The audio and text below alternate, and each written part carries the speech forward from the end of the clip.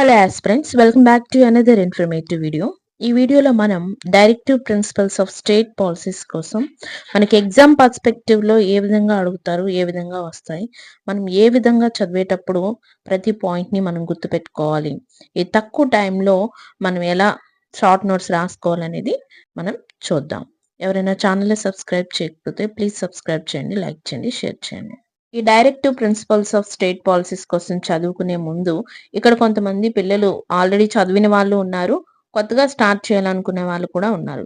So PYQs లో questions ఏ విధంగా వచ్చాయని మనం ఒకసారి చూస్తే మనం ఏ విధంగా చదవాలి, ఏవి గుర్తుపెట్టుకోవాలనేది తెలుస్తుంది. మనకి ఒక పీవైక్యూని చూస్తే కళాత్మక, చారిత్రాత్మక, స్మారక చిహ్నాలను మరియు స్థలాలను, వస్తువులను రక్షించే బాధ్యత ప్రతి పౌరుడి పైన ఉంది అని ఏ directive principle of state policy, ఏ ప్రిన్సిపల్ కింద మనకి చెప్పడం జరిగింది అని వచ్చిందండి.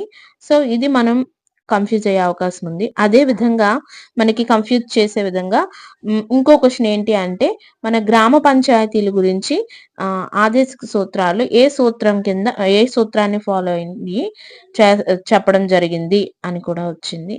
ఇలాగే ప్రతి ఒక్క క్వశ్చన్ ఉంటుంది. సో మనం దీన్ని దృష్టిలో పెట్టుకొని మనం ఎంతో డీప్ గా మనం చదువుకోవాల్సి ఉంటుంది. అసలు direct principles of state policies గురించి మనకి రాజ్యాంగంలో ఏ ఆర్టికల్ నుంచి ఏ ఆర్టికల్ వరకు ఉందంటే ఆర్టికల్ 36 నుంచి 51 వరకు ఉండడం జరిగింది. ఇది direct principles of state policies ని ఐరిష్ రాజ్యాంగం నుండి తీసుకోవడం జరిగింది. ఈ ఐరిష్ రాజ్యాంగం స్పానిష్ రాజ్యాంగం నుంచి తీసుకోవడం జరిగింది. అసలు fundamental rights and directive principles of state policies అనేవి రాజ్యాంగానికి అంతరాత్మ వంటివి అని గ్రాన్విల్ చెప్పడం జరిగింది. అసలు ఈ డిపిఎస్పిస్ అవనేవి ఎందుకు అంటే న్యాయం, స్వేచ్ఛ, సమానత్వం, సౌభ్రాతృత్వం సాధించడానికి, అలాగే పాలసీస్ రాజ్యానికి అనుకూలంగా కానీ కాకుండా ప్రజల సంక్షేమాన్ని ప్రోత్సహించే విధంగా చేయడానికి ఈ directive principles of state policies అనేవి ఉపయోగపడతాయి. అలాగే అసలు వీటికి భంగం కలిగితే మనకి కోర్టులో మనం కేసు వేయవచ్చా అంటే కేసు వేయడానికి లేదు. అంటే వీటికి చట్టబద్ధత లేదు. కానీ ఒక చట్టం యొక్క రాజ్యాంగ బద్ధతని నిర్ణయించడానికి, పరిశీలించడానికి న్యాయస్థానాల్లో ఇవి మార్గాన్ని చూపుతాయి. సో ఒక కోర్టులో జడ్జిమెంట్స్ ఇవ్వడానికి ఇవి ఉపయోగపడతాయి. వీటిని ఏ విధంగా వర్గీకరిస్తారు అంటే 3 రకాలుగా వర్గీకరిస్తారు. ఒకటి సామ్యవాద అంటే సోషలిస్ట్ ప్రిన్సిపల్స్, 2 గాంధేయవాద ప్రిన్సిపల్స్ అంటే గాంధేయన్ ప్రిన్సిపల్స్, 3 ఉదార మేధోపర సూత్రాలు అంటే liberal and intellectual principles. First సామ్యవాద ప్రిన్సిపల్స్ అంటే ఏంటో చూద్దాం. అసమానతలను తొలగించడం, అలాగే సామాజిక, ఆర్థిక, రాజకీయ న్యాయాలతో కూడిన సంక్షేమ రాజ్యాన్ని ఏర్పాటు చేయడం, ఆదాయం, హోదా, సౌకర్యాల్లో అసమానతలను తొలగించడం, ఉత్పత్తి పరికరాలు, సంపద కేంద్రీకృతం కాకుండా చూడడం, ఆరోగ్య ద్రారుఢ్యాన్ని పెంపొందించడం, పేదలకు ఉచిత న్యాయాన్ని అందించే విధంగా చూడడం, కార్మికులందరికీ జీవన భృతిని ఇవ్వడం, సమాన వేతనాన్ని ప్రోత్సహించడం అంటే సమాన పని చేసే ఆడ మగ ఇద్దరికి సమాన వేతనాన్ని ఇవ్వడం, పోషకాహార స్థాయిని, జీవన ప్రమాణాన్ని పెంపొందించడం. ఇవన్నీ కూడా సోషలిస్టిక్ ప్రిన్సిపల్స్. గుర్తుపెట్టుకోవాలి, ఎగ్జామ్లో అడుగుతారు. నెక్స్ట్ గాంధేయవాద ప్రిన్సిపల్స్. గాంధేయవాద ప్రిన్సిపల్స్ లో ఏంటి మనం చేర్చడం జరిగింది అంటే జాతిని నిర్మించాలని, అలాగే జాతి నిర్మించబడాలంటే గ్రామ పంచాయతీలను డెవలప్ చేయాలని, అంటే గ్రామ పంచాయతీలను వ్యవస్థీకరించాయి, కుటీర పరిశ్రమలను అభివృద్ధి చేయాలి, అదేవిధంగా సహకార సంఘాలను కూడా ఏర్పాటు చేయాలి. నెక్స్ట్ వెనుకబడిన తరగతులకు విద్యాభివృద్ధులను పెంపొందించాలి, మత్తు పానీయాలను, మారక ద్రవ్యాలను నిషేధించాలి, గోవులను, దూడలను, ఇతర పాడి పశువులను వదలను చేసేవారిని నిషేధించాలి. ఇవి గాంధేయవాద సూత్రాలు. గుర్తుపెట్టుకోవాలి, ఎగ్జామ్లో ఎక్కువ అడుగుతుంటారు.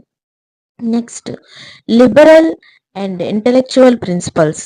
ఇవి ఉమ్మడి పౌర స్మృతిని పెంపొందించడం. అంటే ఉమ్మడి పౌర స్మృతి అనేది అందరికీ ఉంటుంది. మన ఇండియాలో ఉండే ప్రతి ఒక్కరూ ఇండియా ఇండియన్ సిటిజన్ కిందకే వస్తారు. వాళ్ళకి 2 పౌర స్మృతులు అనేవి ఉండవు. ఒకటే ఉంటుంది. 6 సంవత్సరాలు నిండే పిల్లలకు విద్యా బోధన కల్పించడం, ఆధునిక శాస్త్రీయ పద్ధతులను, వ్యవసాయ పశుసంవర్ధకను వ్యవస్థీకరించడానికి ఉపయోగించడం, అలాగే పరిసరాలను, అడవులను, ప్రాణులను రక్షించడం, కళాత్మక, చారిత్రాత్మక చిహ్నాలను, అలాగే వస్తువులను, ప్లేసెస్ని రక్షించే బాధ్యత ప్రతి పౌరుడికి ఇవ్వడం, అంతర్జాతీయ శాంతి భద్రతలను పెంపొందించడం. ఇవి లిబరల్ అండ్ ఇంటలెక్చువల్ ప్రిన్సిపల్స్. గుర్తుపెట్టుకోవాలి. కన్ఫ్యూజ్ చేయడానికి ఒక దాంట్లో ఒకటి ఇచ్చే అవకాశాలు ఉన్నాయి ఎగ్జామ్లో. దేనికది మీరు షార్ట్ నోట్స్ రాసుకోవాలి. అదేవిధంగా కొత్త ఆదేశక సూత్రాలని కొన్నిటిని ఏర్పాటు చేయడం జరిగింది. అంటే ఇప్పుడు చెప్పిన వాటిల్లోనే ఉన్నాయి. మనకి కాన్స్టిట్యూషన్లో స్టార్టింగ్లో కాకుండా అమెండ్మెంట్స్ ద్వారా యాడ్ చేసినవి. ఏంటి అంటే 42 కాన్స్టిట్యూషనల్ అమెండ్మెంట్ ద్వారా బాలల ఆరోగ్య అభివృద్ధి పెంపొందించాలని ఆర్టికల్ 39లో చేర్చడం జరిగింది. అలాగే సమాన న్యాయం, పేదలకు ఉచిత న్యాయం ఆర్టికల్ 31A పొందుపరచడం జరిగింది. పరిశ్రమల నిర్వహణలో కార్మికులు పాల్గొనేటట్లు చేయడం, ఇది ఆర్టికల్ 43A.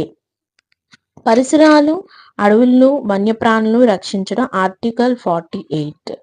అదేవిధంగా కాన్స్టిట్యూషనల్ అమెండ్మెంట్ 44లో కొన్ని యాడ్ చేయడం జరిగింది. అవి ఏంటి అంటే ఆదాయం, హోదా, సౌకర్యాల్లో అసమానతలను తగ్గించడం ఆర్టికల్ 38లో చేర్చడం జరిగింది. అలాగే కాన్స్టిట్యూషనల్ అమెండ్మెంట్ 86 ద్వారా ప్రాథమిక విద్యని ఆర్టికల్ 21లో చేర్చడం జరిగింది. అంటే అప్పటి వరకు డైరెక్టివ్ ప్రిన్సిపల్స్ ఆఫ్ స్టేట్ పాలసీస్లో ఉన్న ప్రాథమిక విద్యని ఇప్పుడు ఫండమెంటల్ రైట్గా కన్వర్ట్ చేయడం జరిగింది. ఇవి కొత్తగా ఏర్పాటు చేసినటువంటి డైరెక్టివ్ ప్రిన్సిపల్స్లో మార్పులు చేర్పులు. ఇప్పుడు డిపిఎస్పిస్ అండ్ ఫండమెంటల్ రైట్స్కి మధ్య ఉన్నటువంటి డిఫరెన్సెస్ని మనం ఒకసారి చూద్దాం. ఇక్కడ ప్రాథమిక హక్కులు, ఫండమెంటల్ రైట్స్ అనేవి న్యాయ నిర్హేతుకమైనవి. అంటే కోర్టులో ఇవి వైలేట్ అయితే కోర్టులో మనం కేసు పెట్టవచ్చు. కానీ ఆదేశ సూత్రాలను ఎవరైనా వైలేట్ చేస్తే మనం కోర్టులో కేసు పెట్టలేం. ఇవి ఫండమెంటల్ రైట్స్ అనేవి దేశంలో ప్రజాస్వామ్యాన్ని దోహదం చేస్తాయి. ఆదేశ సూత్రాలు ఈ దేశంలో సామాజిక, రాజకీయ ప్రజాస్వామ్యాన్ని దోహదం చేస్తాయి. ప్రాథమిక హక్కులకి చట్టబద్ధత ఉంటుంది. ఆదేశక సూత్రాలకు నైతిక, రాజకీయ బద్ధత ఉంటుంది. అంటే చట్టబద్ధత ఉండదు. ప్రాథమిక హక్కులు వ్యక్తుల సంక్షేమానికి ఇవి తోడ్పడతాయి కనుక ఇవి వ్యక్తిగతం. అదేవిధంగా ఆదేశక సూత్రాలు సామాజిక సంక్షేమం కోసం ఇవి తోడ్పడతాయి కాబట్టి ఇవి సామాజిక పరమైనవి. నెక్స్ట్, ప్రాథమిక హక్కులు అనేవి అమలు చేయటానికి ఎటువంటి శాసనాలు అవసరం లేవు. అవి వాటంతట అవి అమలవుతాయి. కానీ ఆదేశక సూత్రాలు అమలు చేయాలంటే కొత్త శాసనాలు అవసరం. అవి వాటంతట అవి అమలు అవ్వవు. ప్రాథమిక హక్కులకి భంగకరమైన చట్టాన్ని న్యాయస్థానాలు రాజ్యాంగ విరుద్ధమని, చెల్లవని ప్రకటించవచ్చు. కానీ ఆదేశక సూత్రాలకి భంగమైన చట్టాన్ని న్యాయస్థానాలు రాజ్యాంగ విరుద్ధమని, చెల్లవని ప్రకటించలేవు. అయితే ఒక ఆదేశానికి ప్రభావం కోసం చేసిన చట్టాన్ని న్యాయస్థానాలు సమర్థించవచ్చు. అయితే ప్రాథమిక హక్కులు అనేవి యుఎస్ కాన్స్టిట్యూషన్ నుంచి తీసుకుంటే ఆదేశక సూత్రాలని ఐరిష్ కాన్స్టిట్యూషన్ నుంచి తీసుకోవడం జరిగింది. ఇక్కడ మనం గుర్తుపెట్టుకోవాలి, ప్రాథమిక హక్కులు అనేవి నకారాత్మకమైనవి. అంటే కొన్ని విషయాల్ని రాజ్యం చేయొద్దు అంటే చేయకూడదు. అదేవిధంగా ఆదేశక సూత్రాలు అనేవి సకారాత్మకమైనవి. అంటే కొన్ని విషయాల్ని చెయ్యొచ్చు అనేది రాజ్యాంగం ఆదేశిస్తుంది. ఇలా మనం వీటి మధ్య ఉన్నటువంటి డిఫరెన్సెస్ని చూసుకోవచ్చు. మనం అదే విధంగా ఫండమెంటల్ డ్యూటీస్ అనేవి కూడా ఉంటాయి. వాటిలి గురించి కూడా కొంత తెలుసుకొని, ఈ మూడిట్ల మధ్య ఉన్న వ్యత్యాసాన్ని మనం ఒక దగ్గర ఫ్లూయెంట్‌గా రాసుకోగలిగితే, మనకొక క్లారిటీ అనేది ఈ మూడిట్ల గురించి వచ్చేస్తుంది. మీరొక చిన్న షార్ట్ నోట్స్‌లాగా ఇవన్నీ రాసుకుంటే, మీకు రివిజన్‌కి చాలా బాగా ఉపయోగపడతాయి.